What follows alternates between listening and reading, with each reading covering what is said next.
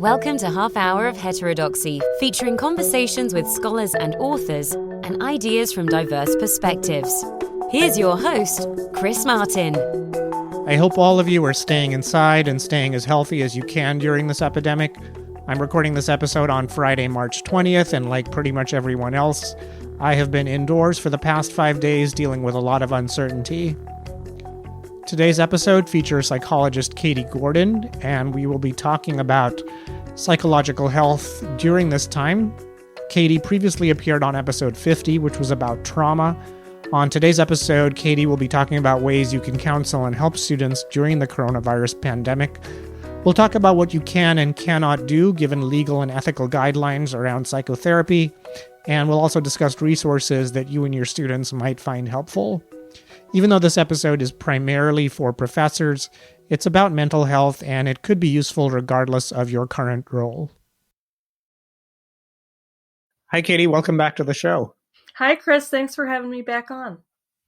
So you have experience in counseling and in teaching psychology. So from the teaching perspective, I think a lot of lecturers right now are curious about how to provide support to students, but not brush up against laws that dictate what is professional counseling and what is just informal help.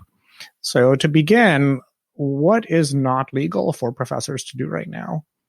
Okay, well, professors, even when we're not under circumstances like we are now with a pandemic, professors shouldn't try to engage as therapists. They shouldn't be trying to change students' thoughts or their behaviors or anything like that, certainly not try to diagnose mental health problems. So those are the types of things that even under non-pandemic circumstances, professors shouldn't do. I am a clinical psychologist who does therapy, as you mentioned, but even when I was a professor and was teaching students, I was pretty clear about the boundaries. I tried to set the tone of warmth and opening so that students knew that they could come meet with me and discuss their concerns. But I made it clear that my role was to listen, kind of validate their concerns, and then connect them with resources that could help them in a therapeutic capacity if that's what they were interested in. So an example of something that's not legal is saying, I think you may be suffering from depression, or I think you may be suffering from generalized anxiety disorder. Is that about right? Yes, I'd be pretty cautious about that, especially if you're not trained as a clinical psychologist. But, what would happen with me is I think sometimes students are pretty savvy and more aware than in recent times that they might even say, hey, I think I have generalized anxiety disorder or something like that. And I would say, I understand why you're concerned. And it does sound like you're struggling with some anxiety, and refer them. But I wouldn't say, yeah, it does sound like that's the diagnosis that fits with what's going on with you. So I would be really clear that I'm just reflecting what they say back to them rather than formally diagnosing. And when it comes to things you can legally do, there's a lot of help out there in terms of exercises. So there's cognitive behavioral exercises on how to reduce stress. There's meditation instructions in video and audio form. It is acceptable to send those to students. Is that right? I think that it's very helpful to provide resources to students. I think it expresses that you care, that you're concerned. And I think that that's good for them to know that professors are thinking about that. I wouldn't assign it, for example, unless there's some very specific assignment. When I was teaching abnormal psychology, I would have them try a couple things, but it was more to learn versus for them coping with their own mental health issues. So I do think it's appropriate to share resources. The key there is to just make sure that what you're sharing are good resources. And that can sometimes be hard to tell what are kind of scientifically informed resources versus not. But two recommendations I would have there are going through the Association of Behavioral and Cognitive Therapies, or going through the American Psychological Association, because the resources they tend to gather tend to be consistent with research and kind of practices that tend to help people's mental health. So when it comes to a classic book on cognitive therapy, like Burns's book, Feeling Good, one thing you could do is photocopy the chapter in that one, or just assign that as a non-mandatory reading, the chapter on how to diagnose distortions, for example. Would that be okay? Yeah, it's a good question. I think that as long as you're clear about what your goal is. So when I assigned that chapter, it was the context of teaching therapy to graduate students. And I could see in an undergraduate class, if the goal was to teach them cognitive behavioral therapy, then it would be appropriate to do that. What I don't think it would be appropriate for in a professor's capacity is if it's not relevant to course material to be part of the lesson plan or part of something they're going to be graded on. I think that if you wanted to let people know about it, you could have it listed as a mental health resource that's not part of the grades or part of the assignments. Okay. And when it comes to personal practices, like let's say I were a regular meditator, I could talk to the class and say, I find meditation is helpful in reducing my anxiety. Is that okay? Yes, I think so. I mean, some of this it's all in how it's presented. So if you're saying, I, like you said, I have personally found this useful. I know that other people have found it useful. You can read information and decide if you want to do it. That's perfectly appropriate for students. What wouldn't be appropriate, in my personal opinion, would be to say, this helps people with anxiety, because scientifically it doesn't help everyone, right? And so that's not fair to make that statement. Secondly, it's kind of prescriptive. It's something, if you're saying like you have anxiety, you should do this, that gets more into a capacity of what a healthcare professional might do versus a professor. But if it's saying, if you say, look, I have some anxiety about this situation too, and I've personally found this app helpful, I just wanted to let others know about it. To me, I think that's appropriate. I do think that sometimes out of, coming from a good place, sometimes professors can feel nervous about disclosing anything about that they've had some stress or they've had some anxiety. And of course, personal comfort matters and you have to establish your own boundaries. But I think it's okay to be a little more open that, especially with college students who are adults. And I think that can actually be validating to them to know that this professor, who's kind of in a position of authority and seems to have things together, also finds the situation difficult and is looking to find ways to cope. Especially when it's said like that, it's not going into details where you're sharing your own personal life with them. And when it comes to connecting students with resources, we have listeners around the world. So most of our listeners in America and Canada probably have counseling centers at their universities. There may be some colleges that don't. Around the world, it varies quite a bit. So what are some other resources, in addition to an individual counselor, that someone could recommend? That's a great question. I'd be happy to give you some links that you could share in the show notes. But one, for example, you and I have talked before about the Happiness Trap by Dr. Russ Harris. And I saw that he has made his app, which has a number of different mental health strategies consistent with acceptance and commitment therapy, available for free with the promo word together for the next couple months. And so that's something that anyone could download and could use. And it focuses a lot on finding ways to do valued behaviors, even when your routine has changed quite a bit, finding ways to stay engaged and in the moment, and finding ways to cope in a healthy manner with the stressors that face us.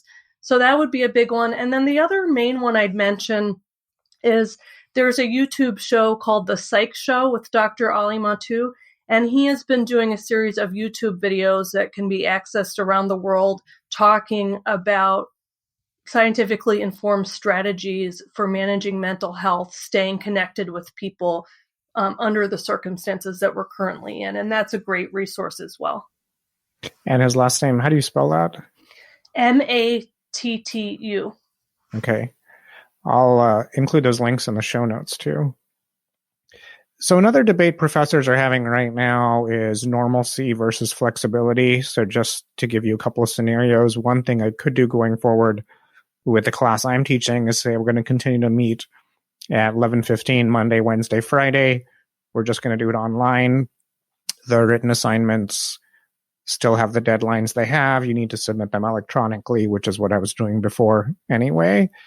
And that would give you some consistency, some rhythm, because the assignments are due on a specific day of the week and so forth. On the other hand, I could give students a lot of flexibility. I could say, I know you're dealing with a lot of stress right now, so I'm just pre-recording my lectures. Just go and watch them at any time that's convenient for you. And I'm going to be very flexible with deadlines. My inclination personally is to opt for the former, but I don't know if that causes more stress or less stress. So what's your opinion here? It's a great question. I think that these decisions are difficult in part because there are a lot of individual differences where there are circumstances where some people would welcome the routine and being able to have things seem as normal as possible in the face of uncertainty. However, I imagine there are some students that could be in difficult circumstances. Maybe they have an ill family member, or there's some kind of travel situation or financial situation that makes it more difficult for them to tune in at the regular times. And so I think that, and of course, professors themselves are having to balance all of these different things as well. Right. A professor could have an ill family member, for example. Totally. And one thing in talking to my friends who are professors, just learning how to deliver online materials when they haven't been doing that is a huge adjustment. Or having their kids' school closed, so they're also trying to homeschool and work at the same time. Right.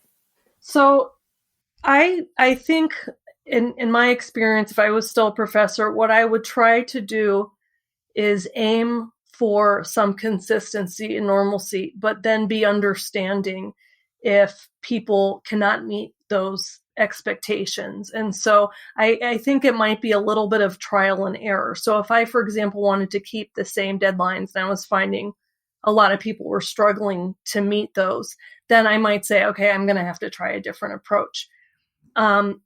So I think that having flexibility both on the part of the students and the professors is key, and the professors should kind of go with what they think is best, but be open to adjusting as they see how people are responding to that.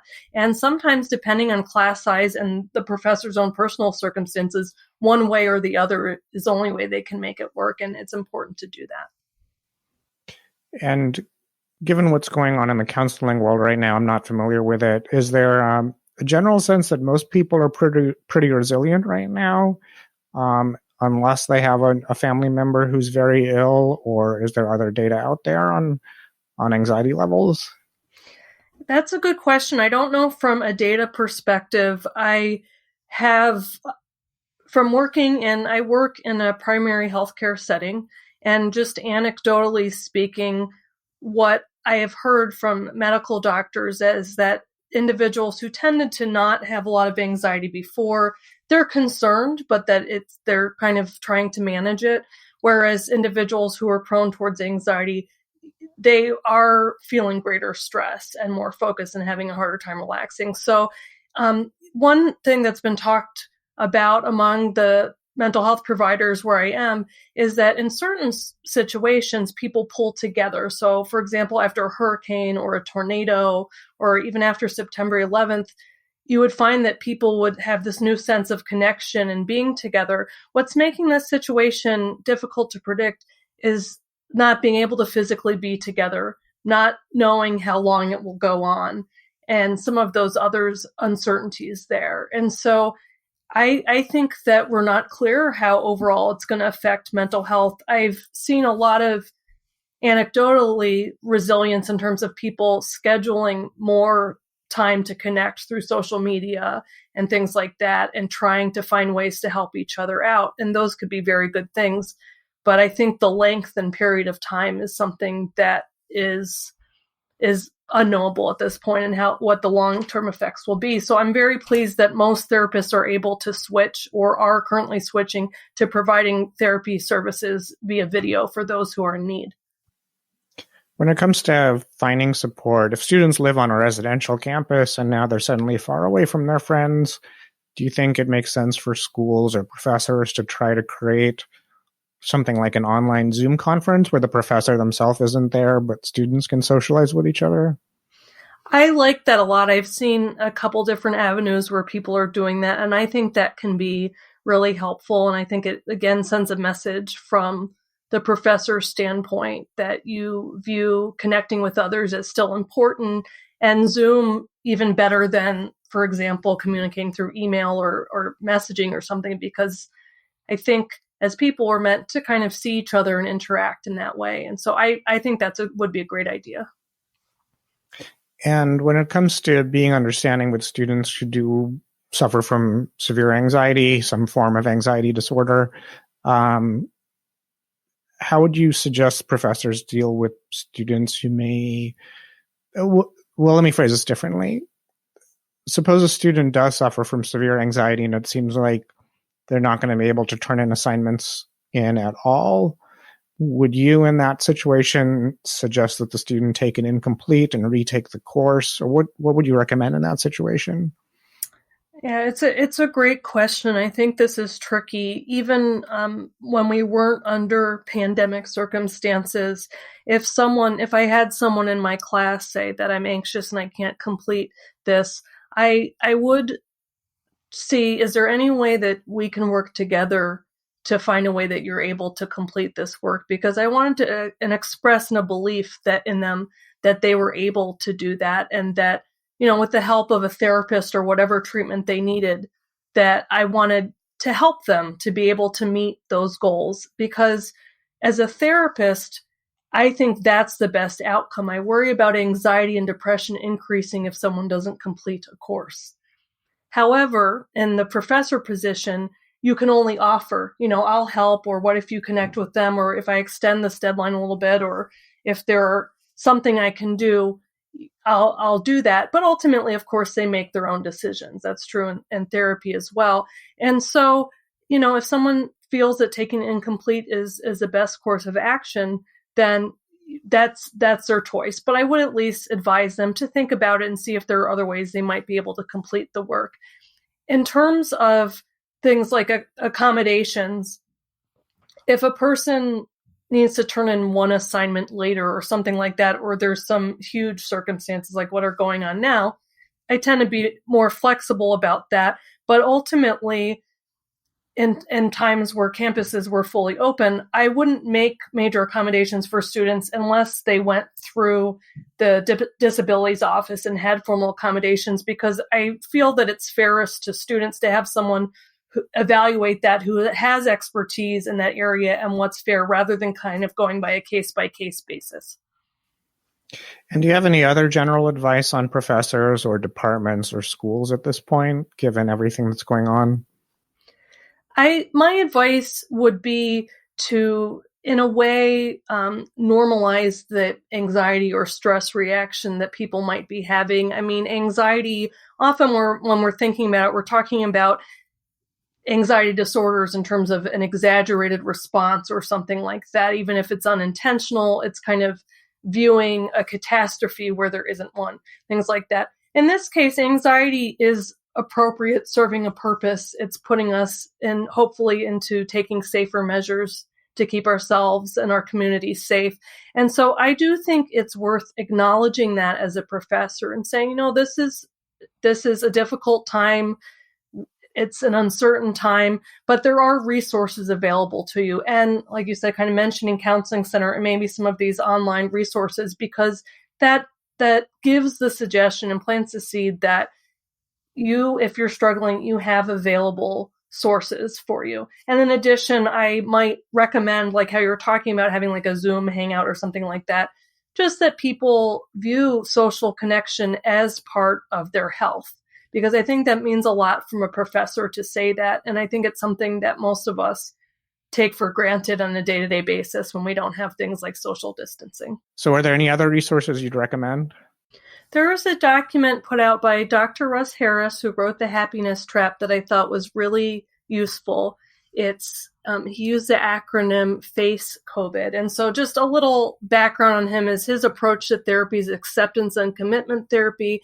And that's actually a really good fit for circumstances like this. The idea is that there is something of concern going on, and how can we accept that rather than denying reality, and kind of commit to living according to our values the best way we can, considering the circumstances. And the idea is that helps us to maintain mental health, and that might be helpful for students and professors alike. And the document here, it's about 4 pages long, and it has a concrete set of steps. I've got it in front of me right now. Part of it is focusing, well, the F in Face COVID starts for focus on what's in your control, which I think is helpful for sure, because I think there can be a sense, especially with social media, that we should worry about the entire world all the time. Yeah, I agree with you. I think that this is something that I certainly recommend to my therapy clients as well, is that, what can you do? Because what can happen is if you feel you can kind of get stuck in a trap where if you have that sense of urgency and anxiety, but you're feeling like you're trying to think about all the things not in your control, you can end up just feeling worse and not being able to take care of yourself or the things that are within your control. And so that focuses a lot on, there are these stressors, but how can you respond to them? How can you pay attention to your emotions? How can you take care of the people within your social networks and within your community? So that's helpful. Well, thanks for sharing that. I'll put a link to that in the show notes too. And for people who want to Google this, it's called Face COVID, How to Respond Effectively to the Corona Crisis by Dr. Russ Harris. So Googling that should also get that. Well, thanks for joining us on the show, Katie. It's been good having you once again. I wish we were talking in better times, but I think a lot of professors have some of the questions we talked about today, and I hope this episode is useful to them. Thank you so much for having me on, and thanks to all the professors for being so thoughtful and considerate during this difficult time and trying to do the best for their students and their families and themselves. You can find all of the resources we talked about in today's show notes. You can also find Katie's old podcast, Jedi Counsel, and her new podcast, the Rick Essential Podcast, on geektherapy.com. If you have any comments about today's episode, you can contact me at podcast@heterodoxacademy.org or find me on Twitter at chrismartin76. If you enjoyed the show, please leave us a review on iTunes because it helps other people find out about the show. Thanks for listening. COVID-19, better known as coronavirus, has spread throughout the world. Symptoms of this respiratory disease may include fever, cough, and shortness of breath. These symptoms may show up 2 to 14 days after exposure. If you are experiencing these symptoms and have come into contact or are in an area with an ongoing outbreak, please call a hotline and/or consult with a physician. Clean and disinfect high-touch surfaces. For more information, please visit cdc.gov/COVID-19. Thank you. This podcast is produced by Heterodox Academy. Find us online at heterodoxacademy.org, on Twitter at HDX Academy, and on Facebook. This podcast is for informational purposes only and doesn't represent the views of Heterodox Academy.